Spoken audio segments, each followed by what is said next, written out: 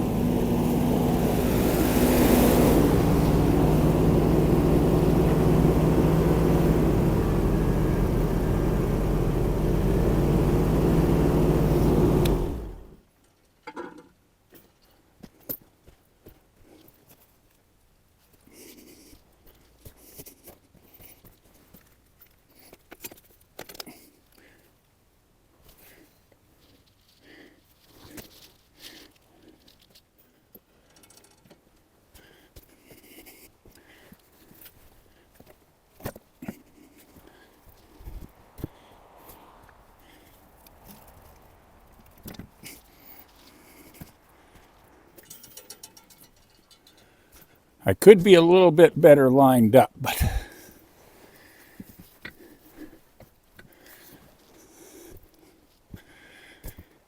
we'll get her slowly, I guess.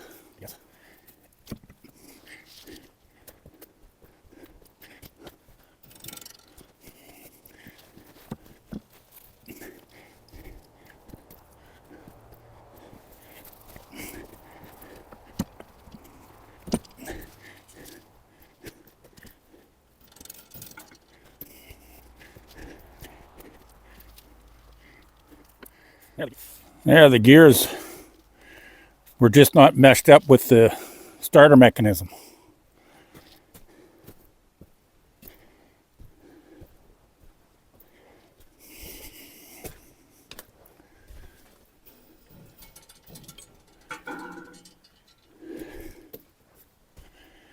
The pony has landed.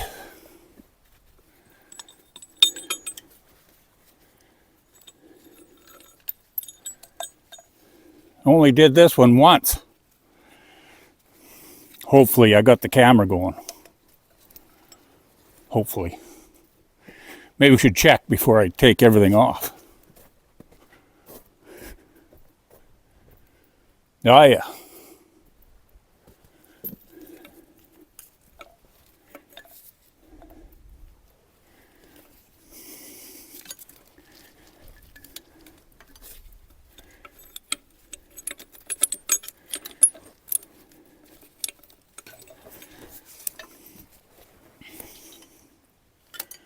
Okay, I'll get rid of the Clark. Okay, now what we got to do is tilt it back before we do anything else and put this here bit of a gasket in. Oh, it's going to be just awesome.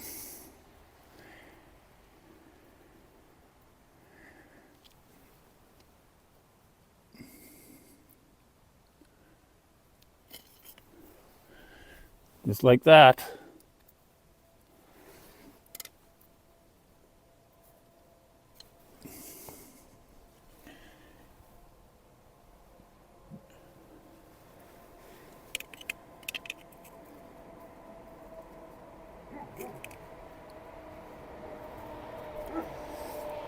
I think she'll be good.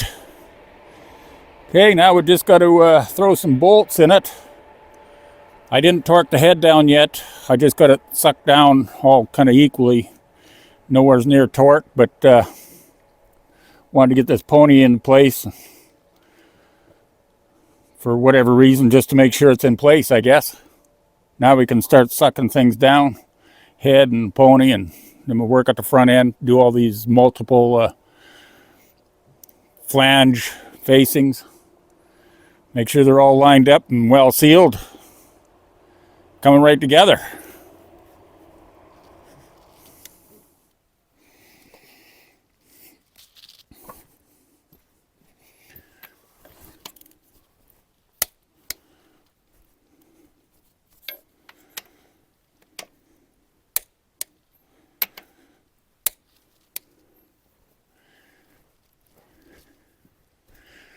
Okay, according to my torque wrench, that's up to 80 pounds. I just went around once.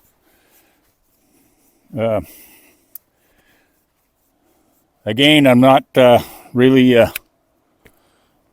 thinking this thing is a runner. Done up good enough for now. I got a problem with this assembly here, and when I did take it apart, there's washers only on about just over half of the head bolts, and the other half do not have washers, never did have, and where they are, I don't know. They weren't there when I took it apart, so dropped in the snow somewhere, and when somebody else overhauled it, your guess is as good as mine, but we're just gonna have to go with it that way till we get my parts tractor here, and then we'll see what we're gonna do with that.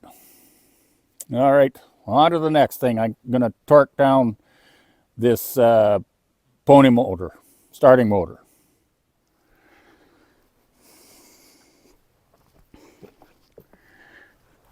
Good morning, all. It is something rather, I ain't even gonna guess. I'll just write it in the first few seconds of the video when I'm editing. It's in February, I know that, 2025. But here we are, we're still on this little D2, and I've been working at the last couple of days. This is going on into another day starting already on details. And the details mean all the like smaller stuff to put on.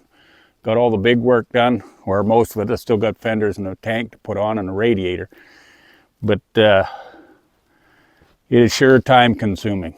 I'll just take you a little walk around the machine here, show you all the little bits that I had to modify, rebuild, clean up. It all takes time.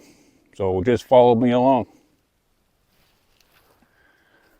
To start off with, I'm in the middle of working at this dash. I went around all the bolt holes there and cleaned them all out. I got 2 plugged holes, but we can work around that.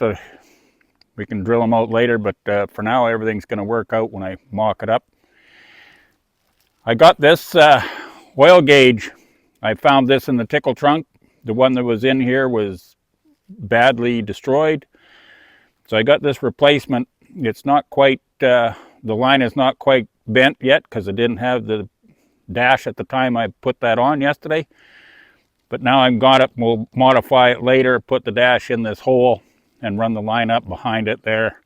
So that'll be accurate. The next one over, I don't have one of those mechanical temperature gauges to put in here at this point, but I don't think we have to worry about the temperature as long as we got the oil pressure.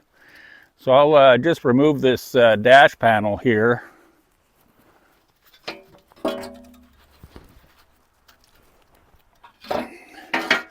That's sort of out of the road. Move things over. Yeah, get a little bit better view of the back of this engine.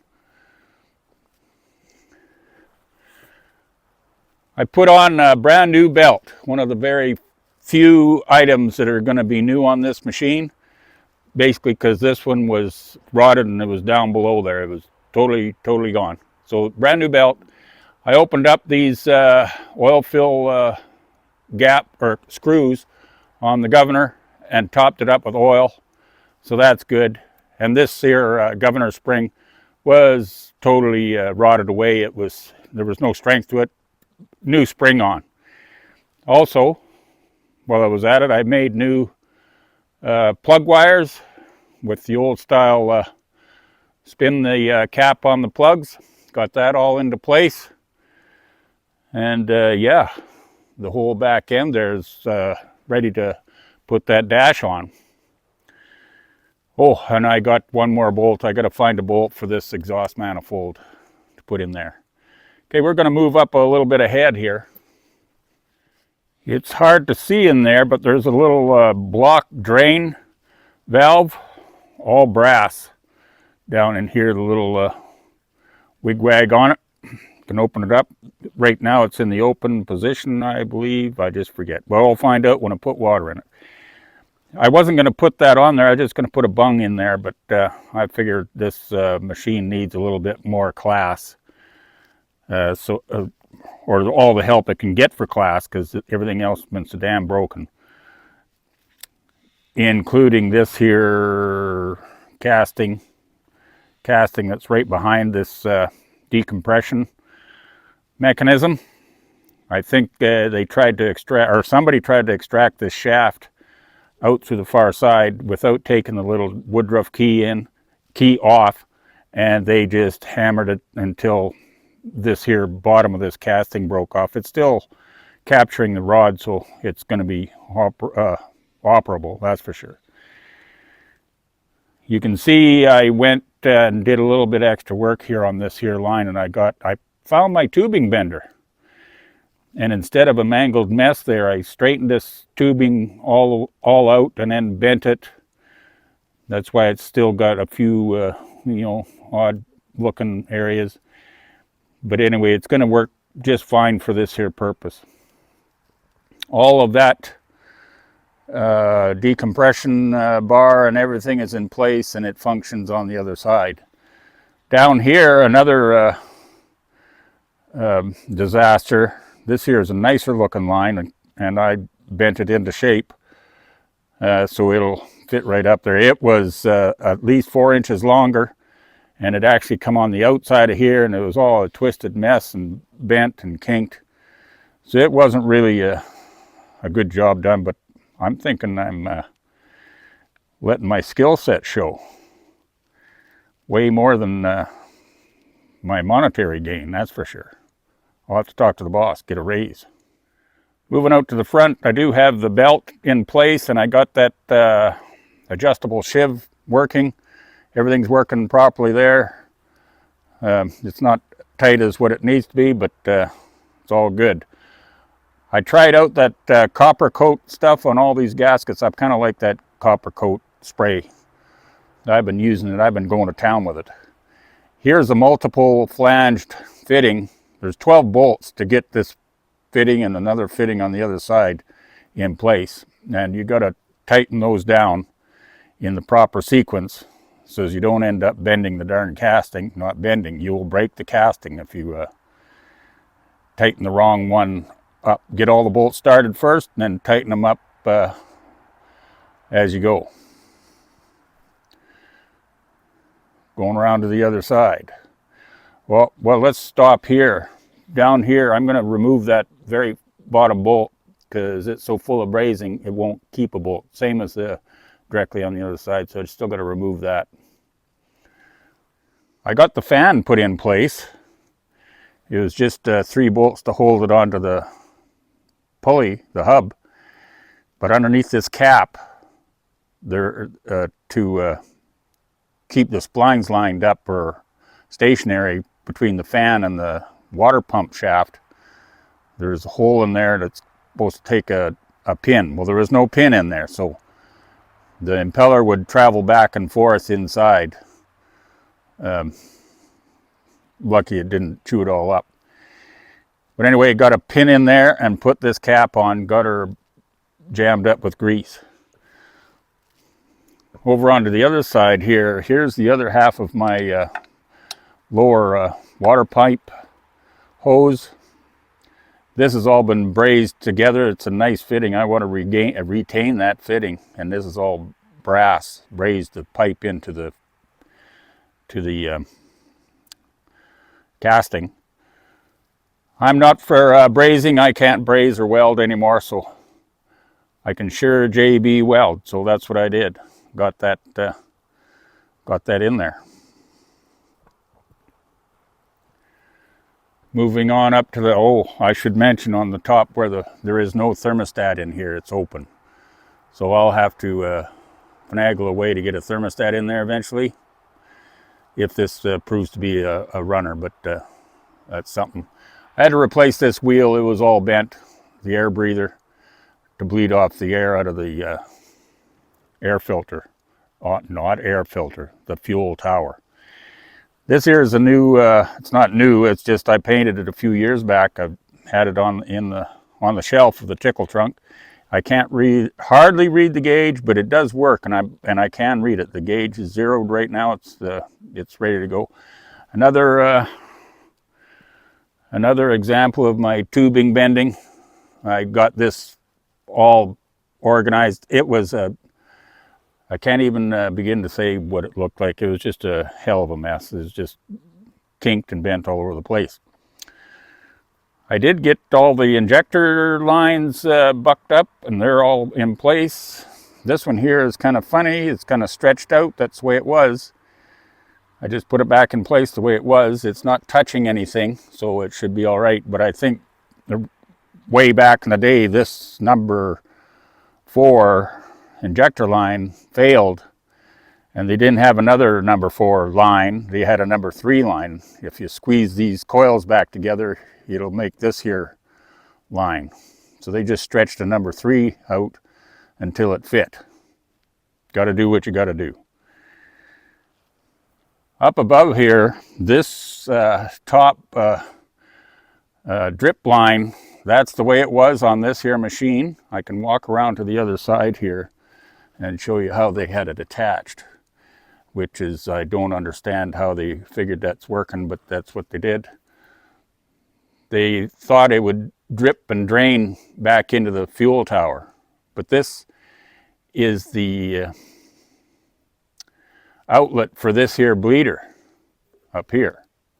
You open this bleeder, air goes up through a little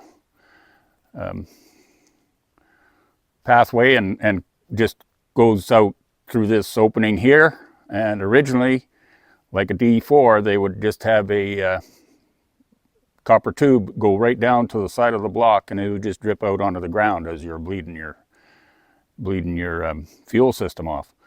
But they got this here all fabric-cobbled up there. That is one hell of a mess. Totally redid everything. It's so much solder and whatnot on there. It's just one heck of a mess. It's I'm torn whether I think I'm going to tear it all off of there, and for now just put these here banjo bolt fittings. They're supposed to be facing the other way, so the line is in this area down, so it points down. So I'm just going to take it off these. I'm just going to separate it all and temporarily for now, as long as they're hanging down. They probably tried to capture some fuel, because maybe 1-2 of these injectors were bleeding off through the top, which means you got a problem with your injector is plugged or something, so it's hitting the bypass inside and coming up and spraying the fuel up through the top, and it needs a place to go. So maybe that's what they thought they were doing, but they basically just dead-ended it here. Maybe that's why they had to re-weld all this stuff. They blew it apart, because this here is like injector pressure coming out. Like once it fills the line up, it's just going to be pressurized. For this to work, they would have to have this bleeder wheel open so the pressure would go back into the tower, and I can understand that. But then this is not a positive seal here. Once the needle valve is open, fuel comes out here as you're bleeding it as well. Like, it's not a positive seal, so it would just be open, shut the engine off, it would take air back in there, and it would just puke out in the ground anyway. So it was all for naught as far as I'm concerned. One ugly mess anyway. We'll see what we can do with it. I got this here decompression assembly, so it's working nicely. It's in the start position basically because I want the decompression working. While I'm rolling it over, I got to set the tappets yet. Found a couple of nice pins to put in here. It was bolts before, so I got some pins put in, so the rack works in that way.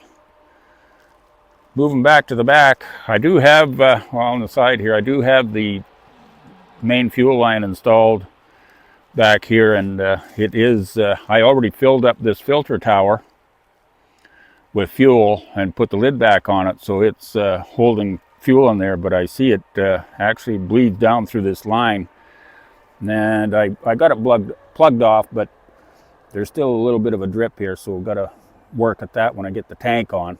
Yeah, there goes the drip right there. So we'll have to fix that up. Couple of other brand new parts. Couple of new grease zerks staring at me in the face there, nice and shiny. You know, got to put a few new odds and sods on. I still have to find a hose to put in here from there to the carburetor breather.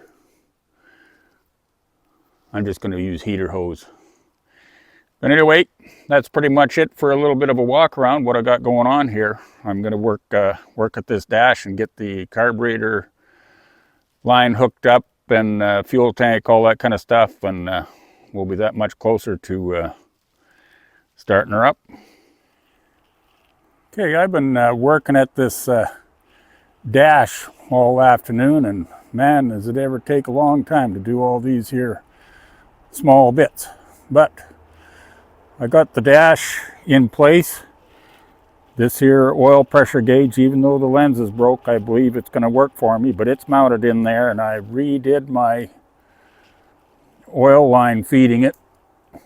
I had to take it all out of there and re-bend it so it'll all fit up there in and be nice about it. Moving on up to the carburetor. I do have a copper line coming out of the carburetor through the dash. And when we look around to the other side here, I got that sediment bowl. It still looks pretty murky, but it's everything is flowing. It's cleaned out. And look at that fancy little coil in that gas line there, kind of putting some steampunk to it. She's going to be pretty classy. Oh, and I did service up this air breather. It was totally empty. It was clean, but I got oil in it. So things are looking good. I just got to get one more pin for the throttle linkage. Oh, there's my beer. Okay, we got the final pin in this throttle. Everything is hooked up, new cotter pins. I had to take this little assembly apart. It was so rusted up and solid. That little plunger works, and it'll run forward and lock it into the shutoff position. So yeah, that's working pretty good. So now I'm just going to move over to the tops of these injectors, and I just can't really stand to look at that line up here. So I'm going to take them all apart, pull all that apart. I'm going to keep all these fixtures, but the line, get rid of that, and then I'm just going to keep the fixture screwed to each injector. They won't have a common rail, but if there's any problem with any of them, they'll just be leaking down while we get this thing running. So that's just the ugliest thing I ever seen. I can't go with it. So we're going to take it apart.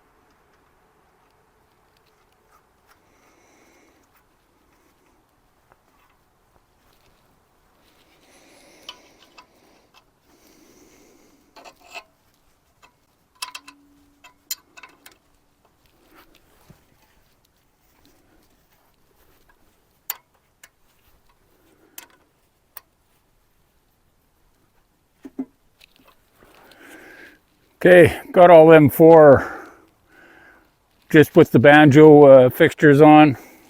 Kind of aimed down so it shouldn't get any water up there while we're working here. And then if there's any indication that there's a problem with the injectors, it's going to start slobbering out of, or dripping out of one of those. So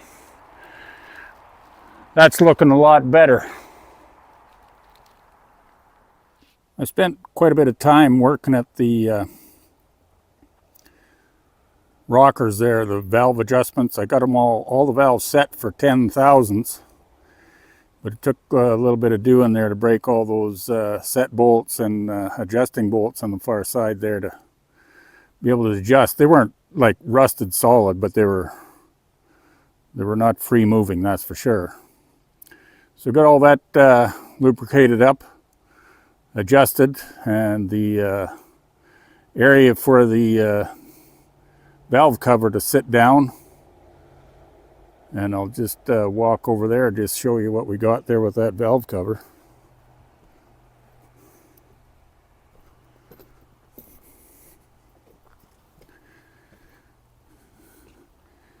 I don't have enough cork material to make a gasket, so I've had this RTV sitting up there for the last half hour or so. It should be tacky enough. I'm just going to set it over top of the engine for the night and then tack, or tighten her down tomorrow.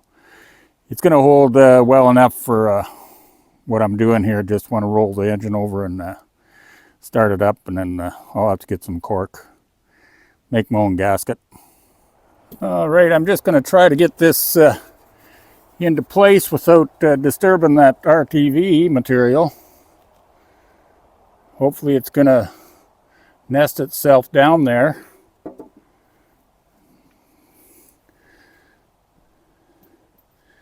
It's going to be good enough just to set for overnight. I'm going to just leave these little washes on there. I'm not going to put the bolts to it. I want to let it just cure and set overnight. And having the valve cover on will keep some unwanted moisture, because I'm sure it's going to rain. Well, that was quite the busy day. I think this looks a lot better without that silly over fabricable Frankenstein thing.